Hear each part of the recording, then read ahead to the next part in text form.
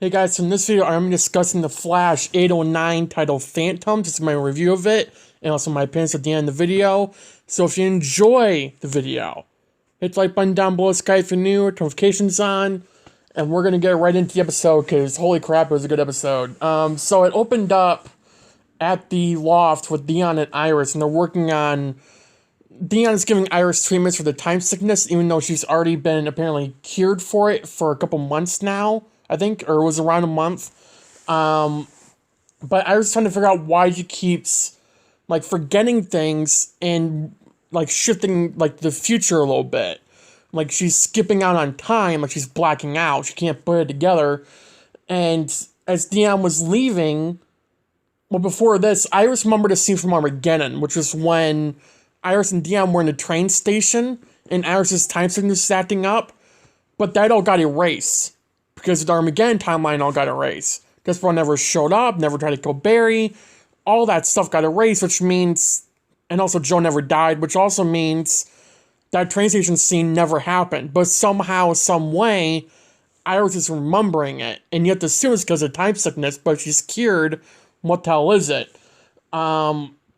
So then, as Dion was leaving, he started picking up a substance from Iris that he never dealt with before. He had no idea what it was, and Dion doesn't want to tell Bear till he knows what it is, which makes sense. I mean, you want to add more to Barry's plate when he's already dealing with a fire killer? I mean, or a flame killer, whatever the hell it is. So, no, they don't need more problems. And they didn't even know what it was. Barry couldn't do anything. He'd just be worrying 24/7, as if he isn't already. But, so then we go to Team Flash, and they're trying to figure out stuff related to the Meta serial killer. Just working in the case and that, trying to piece victims together, it's not really working out. And Joe's going to go CCPD and try to see if he can find anything out there using his detective skills.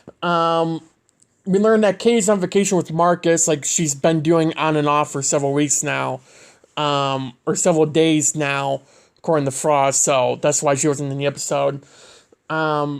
Chester made a cold fusion alarm for the satellites, meaning whenever this thing appears, they will know about it pretty much right away. And Chester said flame on, or flames on, but it was flame on. If you don't know that reference, it's to Ronnie. Ronnie said flame on. I'm pretty sure he said that. Or Cisco said that. One of them said that. Related to Ronnie. So it's related to Ronnie. Now, spoiler alert, we know Ronnie's in this season. But what the hell it is, we have no idea. And I'm going to talk about in a couple minutes why I don't think it's Ronnie. Unless it's some magical voodoo crap. I'll talk about that in a couple minutes. Chester was acting weird when he was looking at the dead corpses. He had no idea, like, it was a completely different thing from last episode to this episode, where, like, you know, he's putting the pictures up, Barry was on the board, and then Chester wasn't really acting weird, now he is. So there's obviously some in-between episode development where Chester learned something, or, you know, put two and two together here, and he's just, you know... Sue Dearbon returned, and she was at CCC Media, 3Cs, with Iris and Allegra, and she was working on fixing her family's company after her family was a black hole publicly, so her family's name pretty much in the mud, but she's trying to fix that. Sue was heading to Coast City, and there's a Meta walking through walls that's never been heard of before, so Chester's gonna go try to, Sue, not Chester, Sue's gonna try to figure that all out. The Starlab satellites made an alarm go off for cold fusion, and the Meta, Barry ran there right away, which is what I love about the season. Barry's going there right away. He's not spending 2 minutes trying to figure out what the hell's going on. He's going. He's not, you know... I mean, he did ask him what's going on, but it was like a 2-second conversation. It wasn't 2 minutes like it normally is. But Barry got there pretty damn fast, and the flame was just, like, the body was already a corpse. There's something Barry could have done. He got there, and the flame was just disintegrating. It went out on its own, and the fire was black. So, you know, it's kind of weird. The suspect was apparently a teacher, and she taught stuff in that building for people. Barry figured that out when he was on the scene of CSI. There was a small flame in the corpse just there. They couldn't figure out what the hell it was, but it was erupting from the corpse. This is a small little flame. And Chester and Ray made something called the MCCU. Totally not a reference to the MCU, am I right? The 5th reference to Marvel in the one season? Pretty sure it was the 5th. That was the 4th. Why are they doing so many Marvel references? They did one to Tobey Maguire. They did one, I'm kind of forgetting the names. Why am I forgetting? But, I mean, really, MCCU? Yeah, you had one C in there. There's the MCU. You can't tell me that's not a coincidence. I don't know what the hell, like, these writers are doing. I love it. I don't mind it. But MCCU? Yeah, there's definitely a connection there. But Justin Ray made the MCCU, which can work on gases or to contain something in it without it getting out. So we saw Barry do something really cool, just run fast in the speed of sight, which we saw him do several times throughout the show, from like season 4 till now, where, you know, and he did that so his lightning doesn't appear, which is something that a lot of people have made clear in the past several seasons. How does no one notice Barry's lightning going in and out when he's trying to run someone from a crime scene? You think they would notice if you know, Flash is lightning. Oh, the Flash is here. And then he's not. And it's like, what the hell? So I'm glad they're putting something to that and being like, let's have Barry, you know, run so fast. He's running fast in the speed of sight. And so his lightning doesn't show, which is a good thing they're doing. Iris and Sierra in Coast City, once you saw parts of Coast City, Iris said Barry's leveling up. Surprise, surprise. On some level, Iris wants this new meta to become the new Streak 2.0, where, you know, like what Barry was to Iris when he first started out. That's what made Iris famous, was the Flash. I mean, she made all these stories about the Flash in season 1, and it's what brought her here to where she is today, running a social media empire, because she was that person who made it all happen. And the Flash is obviously a public hero, so the more Barry succeeds or the Flash succeeds, the more Iris will. But obviously that's kind of flattening out because, you know, Barry's on his own. He doesn't need, you know, 20,000 different people in his head. Iris found the meta that's walking through walls at the Jares in Coast City, which I'm so glad they just reused that set, CC Jitters, because it's Coast City, and, you know, it's the same one from Central City. So, the meta calls herself Phantom, and her name is Tanya, whatever. Iris said they helped make the Flash famous and turn him into a public hero, so they think they can do that with Tanya, or whatever her name is. Phantom, we're just going to call her Phantom. Tanya ended up destroying Iris's phone, because she didn't want to be trapped anymore. You know, why would you be? Chester ended up not finding anything related to that, and Barry decides to go tell Kramer what's going on because she's part of the team now. So Barry wanted to go tell Kramer that, and then Chester kept hearing these weird little whispers. And keep in mind, he mentioned early in the episode he hasn't gotten that much sleep, so you have to keep that in your mind as you're hearing this or watching the episode. The flame that was in the capsule was gone and was sending a blaze of Chester's dad's plants that he had on the table, and then it attacked him. Chester was dreaming. The flame got out and all that happened. Cecile, Allegra, and Chester were in the, and Frost were in the room. Why do I keep mixing people's names up? I've done that like 5 times by now. Anyway, those 3 were in the room, and Chester was like screaming that something was going on. That's because it was a nightmare, and they were trying to comfort Chester a little bit. But Cecile could feel that he was having a hard time, and isn't saying anything, and that's not like him, obviously, because he's all, you know, feely. But Allegra said that he'll talk to her, which he would, because they have feely. So, Allegra goes to talk to him. Then we go back to Sue and Iris. Sue was going to download Chester's meta tracking app that he made to track metas, but it took like several hours because Sue's data sucks. So Iris feels like she's losing time because of this, whatever the hell is going on with her. she's obviously losing time here, so she wanted to do the story to be distracted, to focus on this meta, to forget about all this crap, and then just focus on something good. So Sue said she did the same thing when she found out that her parents worked with Black Hole, and Sue told Iris that, obviously. Iris thinks Phantom is on the run, and we find out what's actually going on. I'll talk about that in a couple minutes. Chester keeps hearing the whispers. He's sitting in the lounge, and Allegra comes in, and Chester's still kind of hearing those whisper things. He has the capsule with the flame in it in there, because he was going to work on it. And Allegra and Chester talk, and the flame really escaped this time. Chester didn't believe it, because, I mean, you just got mind punched. Why wouldn't, you see that again, you're not going to believe it the second time, or the third time, however many times it's been.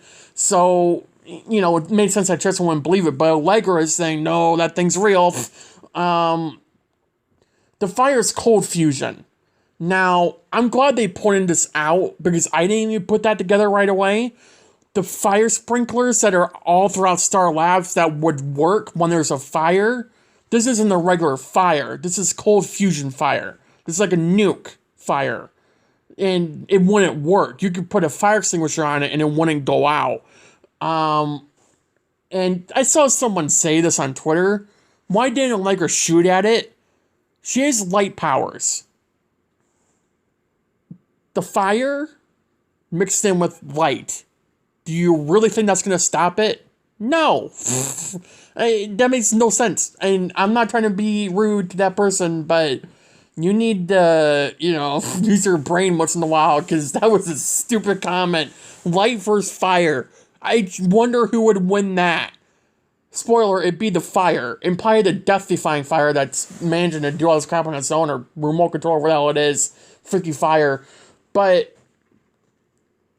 Barry shows up and tries using his wind arm ability, moving his arms really fast because of wind funnel with his arms, and it didn't put it out like a regular fire.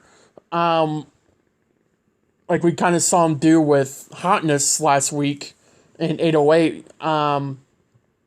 And the fire just went away. No idea what happened to it, but the power turned back on, and it just, or was the power still off? No, I don't remember entirely.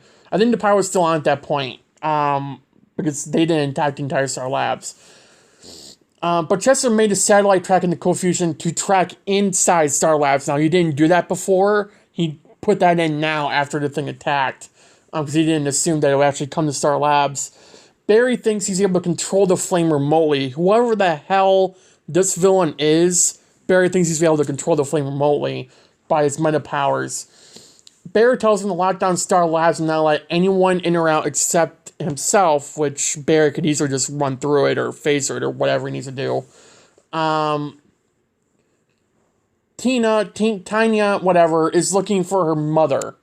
Her birth mother worked at the Jitters in Coast City, which is why she was there. And the apartment that Iris and Sue met Tanya in was her last known address, her mother's last known address. And her mother abandoned her, so she doesn't really, but she wanted to prove something that she's, which I can relate to on some levels. I'm not going to talk about it. So, Tina's powers are manifested by emotions, which was mentioned earlier in the episode that there's these metas showing up all over the world, pretty much, that Sue's running into because their powers are manifesting by emotion or grief or whatever, and that's how these metas are appearing out of nowhere. And not December 31st, or whatever the hell the day was when the Power Accelerator went off. And Iris offered to help her mom, and Sue's, vouching for Iris, saying that she's a pretty damn good reporter. Chester knew the person in the fire, and he said it was a ghost, and Chester thinks it was his father. I was kind of putting that together early in the episode. I was like, Chester obviously either A, did it, or B, has some heavily remoted connection to this. Whether it's to the victims or the Vix or, the actual person. I didn't want to believe that Chester would actually do it. Kill those people, but, the way it was setting up, I was kind of like, what the hell? And the reason why Chester thought it was his father was because he felt a really, truly deep connection to it, and he flashed back to when his dad died in the fire. That's what's going through his head.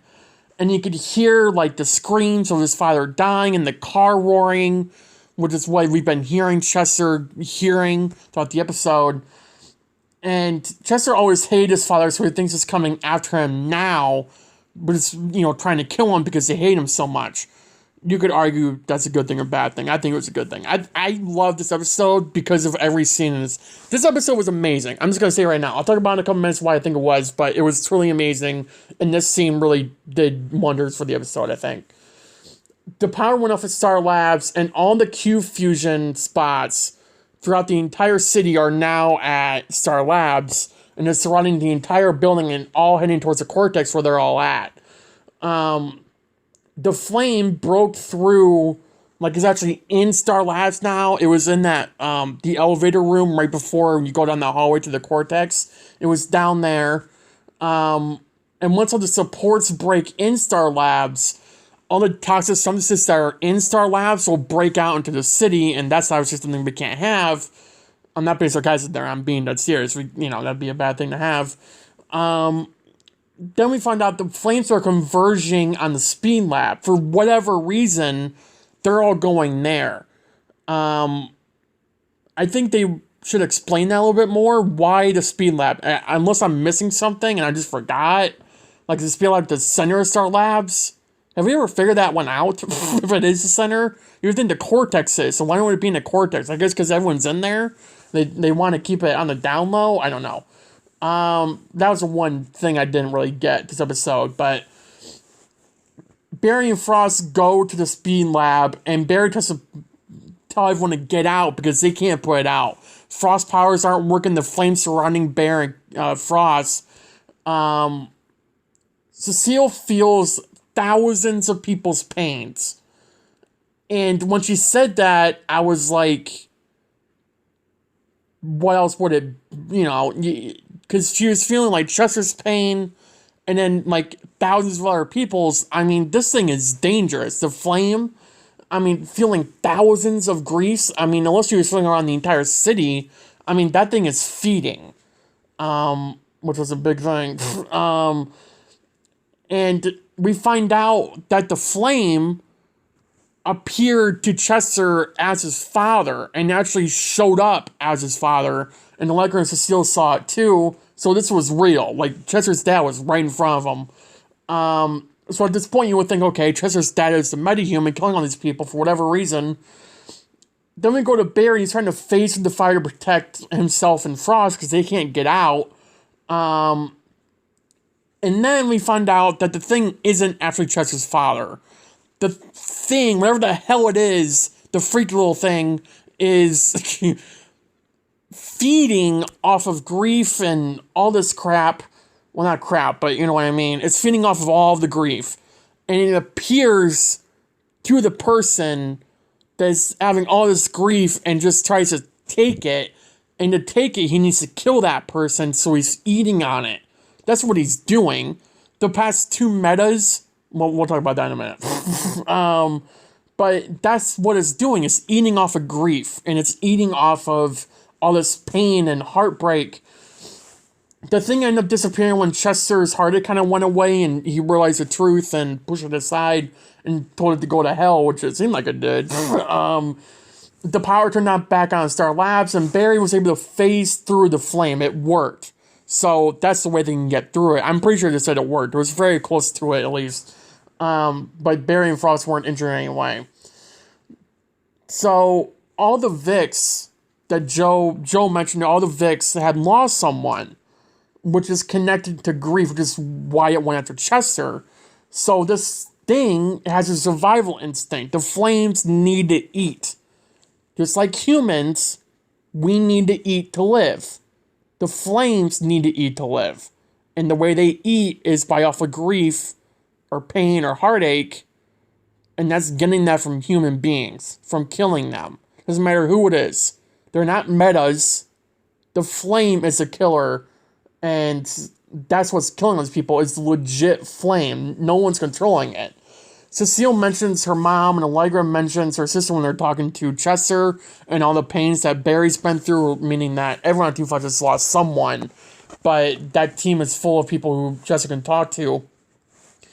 Barry and Iris FaceTime each other, discussing Sue and Tina, whatever, and Iris mentions that she invited both Sue and Tanya to live with Iris while she's in Coast City, so she's going to be there for probably an episode or two longer.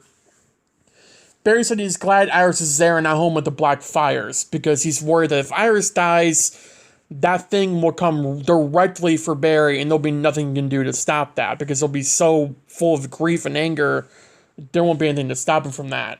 And then Dion appears with Iris, and it isn't anything good, and then the episode ends there. I want to mention one or two things. The thing related to Iris with, at the end of the episode, like I said, with Barry saying that if he loses Iris, he'll never be able to recover. That's the second time this season alone we've gotten that. If you don't remember the first time, it was in 803, I think it was, or 802, when Despero came to Barry and said that, telling him how it happens when Barry turns quote-unquote evil, and we find out it was actually Thawne. But when Barry's losing his mind, thinking that he would actually turn evil, he said that if he loses Iris, he will turn evil. This will be a thing where if Iris dies, Barry's turning. Like, there won't be any stopping that. And we saw that in season 3. When Barry loses Iris, he's not a hero anymore. He stops being hero. It was only that time in 321 or whatever, when we meet the future Flash, when we see him being all dark and vengeful, and then our Barry turns him back, and he's still, like, kind of, dark and all that, but he's still a hero. But before that, Barry was evil. He wasn't a good version of Barry. And it was because he lost Iris, and everyone else he pushed away. So, you have to wonder if they're leading up to Iris's death. Now, again, spoiler alert. Thanks to set photos, we know there's a funeral scene in this season. Someone's dying on Team Flash. Now, we know Iris is at that funeral. She's wearing funeral attire. At first, I was like, there's no way that could be, Iris dying. If they mentioned that if Iris dies twice and Barry's going to go rogue, kind of sounds like they're teasing Iris' death. I don't like to say that, but, what else could it be? They mentioned that twice. And over the past, 4 years, they probably mentioned that once or twice max, over the past, 4 or 5 years. There has to be some connection to that. You can't just have Barry name-dropping twice that Iris, if she dies, he's going to go full-on evil. There will be nothing that can stop him because he's too powerful, full with grief and anger. And now with this villain that comes up, feeding off of anger and grief, you would have to wonder, are they going to kill off Iris so Barry goes down this dark path and this fire thing consumes Barry? Is that really going to be a thing? It might be a good damn episode if it is, but holy crap. That's going to be... I don't think it would happen. I really don't think it would happen, but... do we really know? I don't think we actually know. Now, the next episode of The Flash is on next Wednesday, April 6th. It'll be 8:10, so I'll be doing a review after the episode airs as well. My general thoughts of the episode, I loved it. There wasn't a single scene in this episode where I had a problem with. Besides, that one speed lap thing, I didn't get why the flames were originating there. You would think they were originating in the cortex or coming down, but your cortex is right there. So, I don't know. I think they could have explained that a little bit better. But all the scenes with Chester, Allegra, they were all great to me. Iris and Sue, great storyline. The Phantom Meta was amazing. Barry, everything with Bear is great. I give it an easy 9 out of 10. I think this was one of the best episodes to this season. I think every episode this season has been great. There's obviously every episode has some flaw or downside to it. But, even the Cecile scenes were kind of, chilling. They were, scary as hell. This whole episode, this whole story arc that we're in with the new graphic novel since last episode, it's, scary. It's, a freaky kind of scary. It's, horrifying. And, anytime I watch That's the entire episode. All I had was a chill down my spine watching it, because it was really tense and it was horrifying. I mean, can you imagine what Chester's, like, all that stuff he was going through, and then we're dealing with Barry trying to deal with it. You can't put it out. It's literally just there. You can't touch it because you get burned or die. I mean, how are you supposed to stop that thing? And if it's a legit flame, if there's nothing to it, if it's just legitimately a flame, then what the hell?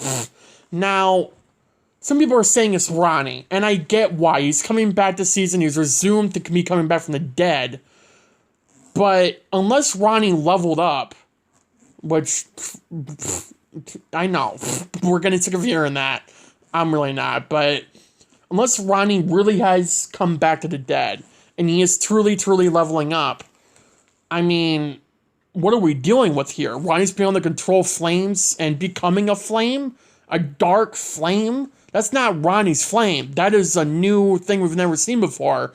And just disintegrating people with a single touch? I mean, how are we supposed to stop that thing? And especially if, you know, it's feeding off of grief, that doesn't sound like Ronnie. That sounds like the whole version of hell. I mean, I don't think it's Ronnie. If it is Ronnie, it's probably Deathstorm. Even though he died, I could very well see Deathstormer coming back. I don't see it being Ronnie. But I don't know. This is going to be a very amazing story arc, and who the hell knows where we're going with next week. But it looks very good. So if you guys enjoyed the video, hit the button down below, subscribe for new notifications on, and I'll see you guys next week for my Flash 810 review. Remember, Superman and Lois is not on next week and isn't on for the next couple weeks. Because by the end of April. So I will see you guys next week for my Flash review. I'll be uploading videos in between then. So have a good day, have a good night, stay safe, and I'll see you guys in the next video. Bye, guys.